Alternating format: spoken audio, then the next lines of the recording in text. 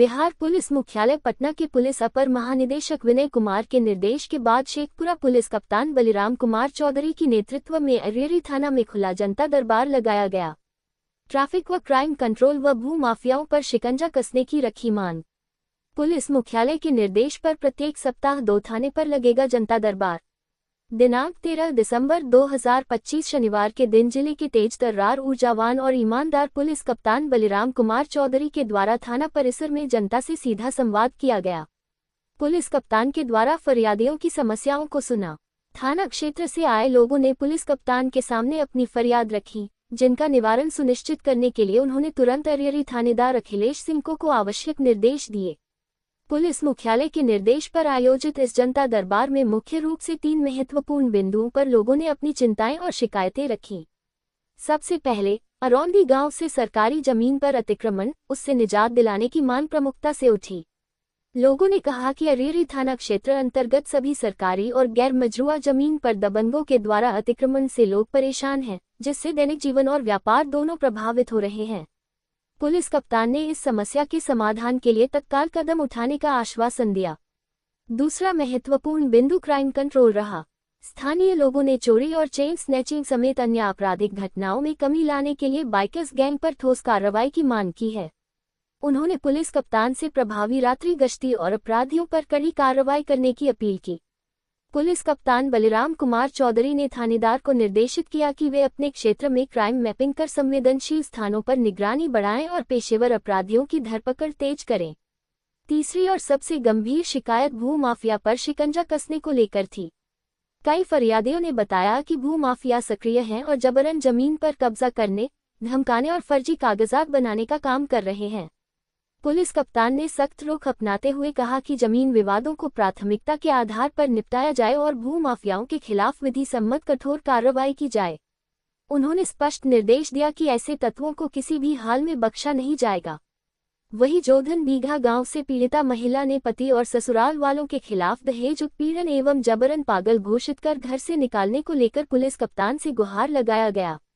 Police कप्तान बलिराम कुमार चौधरी ने कहा कि जनता दरबार का उद्देश्य पुलिस और आमजन के बीच सीधा संवाद स्थापित करना है ताकि उनकी समस्याओं का त्वरित समाधान हो सके। प्रत्येक सप्ताह जिले के 2 थानों पर वरीय पुलिस पदाधिकारियों के द्वारा जनता दरबार लगाया जाएगा। इसको लेकर पहले से तिथि निर्धारित की गई है।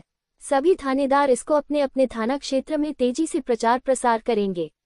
पुलिस कप्तान ने जनता दरबार शुरू होने के साथ ही लोगों से पूछा कि कोई ऐसा व्यक्ति सामने आए जिसका थाने में एफआईआर नहीं हो रहा है या फिर उनको कई दिनों से थाने पर दौड़ाया जा रहा है। पुलिसकर्मी उनसे सही से व्यवहार नहीं कर रहे हैं, लेकिन ऐसा कोई भी व्यक्ति सामने नहीं आया है।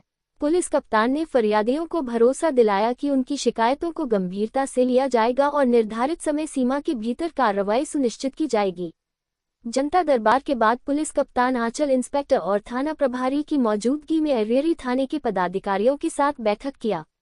थाने में पेंडिंग कांडों के निष्पादन को लेकर दिशा निर्देश दिया।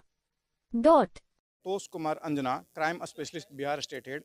अभी जो हमारी इस वक्त मौजूदगी है शेखपुरा जिला अरियरी थाना परिसर में है और मेरे पीछे देख रहे होंगे कि जिले के तेज तरार ऊर्जावान और काफ़ी बेहद ही ईमानदार पुलिस कप्तान बलिराम कुमार चौधरी की अध्यक्षता में जनता दरबार लगाया गया है। और बताते चलें कि यह जो जनता दरबार लगाया गया बिहार पुलिस मुख्यालय के निर्देश के बाद राज्य के सभी जिले के एसपी के नेतृत्व में सप्ताह में 2 दिन जनता दरबार लगाना और इस जनता दरबार का जो उद्देश्य है, क्या मामला है, खुद हम यहाँ पर पुलिस कप्तान से मिलकर बात करते हैं।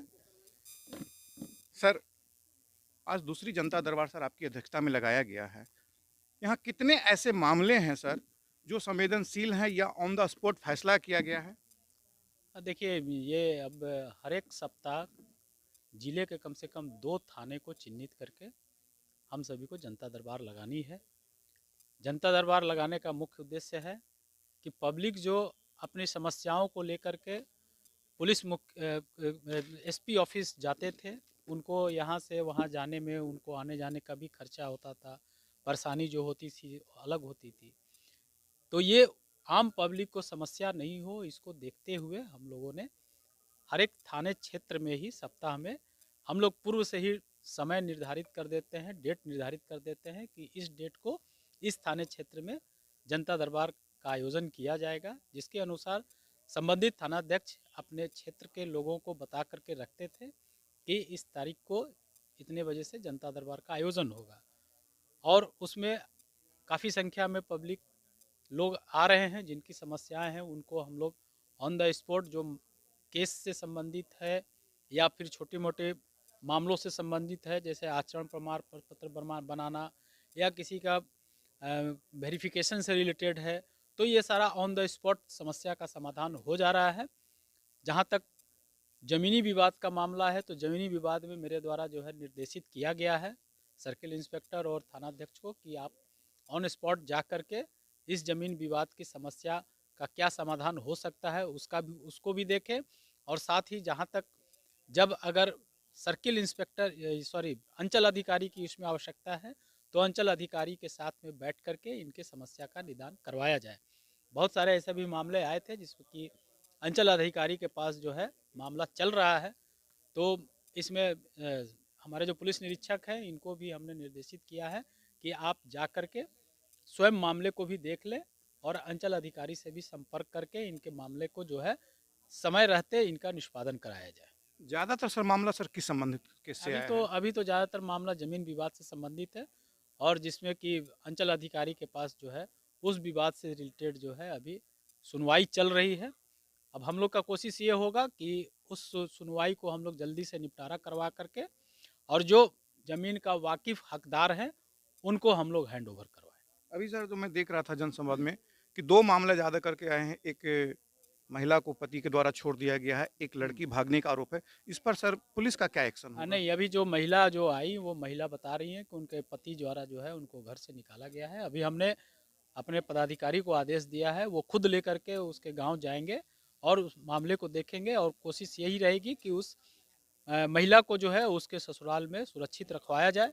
दूसरा जो मामला आया है एक लड़की के किडनैपिंग से रिलेटेड मामला है, तो उसमें अभी हम एफआईआर करवा रहे हैं। एफआईआर करवा करके अग्रतर कार्रवाई उसकी रिकवरी के लिए हम लोगों द्वारा की जाएगी। बेलछी का मामला बहुत पुराना विवाद में घिरा हुआ है, बहुत दिनों से सुर्खियों में बना हुआ है। शायद बेलछी से नहीं, वो जमीनी विवाद है, जमीनी विवाद है। शायद उस जमीनी विवाद में रास्ता का लेकर के है कि जैसे कि जो अभी हमारे संज्ञान में आया कि जिसको ज़मीन बेचा गया है या जिससे खरीदा गया है, तो कहना है कि हमने रास्ता आगे से नहीं बेच करके पीछे से बेचा है, और दूसरे पक्ष का बोला जा रहा है कि नहीं ये पीछे से बेचा गया है, आगे से नहीं बेचा गया है।